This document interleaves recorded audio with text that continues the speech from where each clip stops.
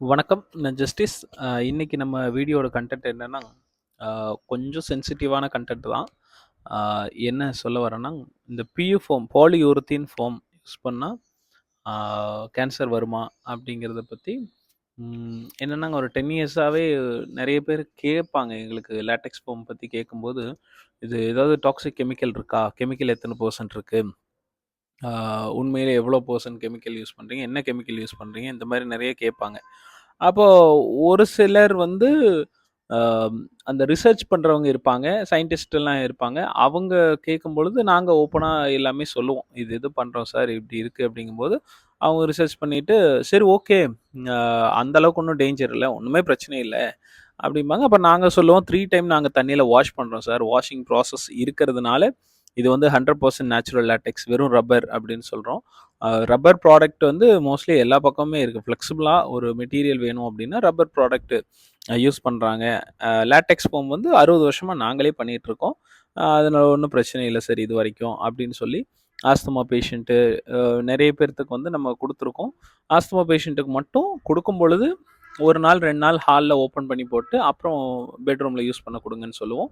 அல்லது 2 cover cotton cover use பண்ணுங்க சரியாயிரும்னு சொல்லிருவோம். அதனால எனக்கு இந்த கேள்வி கேட்குறாங்களேன்னு சொல்லி, இப்போ ரீசென்ட்டா கேரளால ஒரு டாக்டர் ஒருத்தர் வந்து கூப்ட்டு நெறைய கேள்வி கேட்டாங்க. இது என்ன கெமிக்கலு? ஏது கெமிக்கலு? கேன்சர் எதுவும் வருமா? அப்படி இப்படின்லாம் கேட்டாங்க. எனக்கு சார் என்ன சார் ரொம்ப சீரியஸா கேட்குறீங்க? இது அவ்வளோ ஒண்ணும் இதில பிரச்சனையே இல்லையே! இருந்தா நாங்க எதுக்கு சார் பண்ண போறோம்? எங்ககிட்ட எல்லா சர்டிஃபிகேட்டும் இருக்கு அப்படின்னு சொல்லும்போது, அப்போ இல்லைங்க நான் எதுக்காக கேட்டேன்னு தப்பா நெனச்சுக்காதீங்க அப்படின்ட்டு ஒரு சில விஷயம் சொன்னாரு.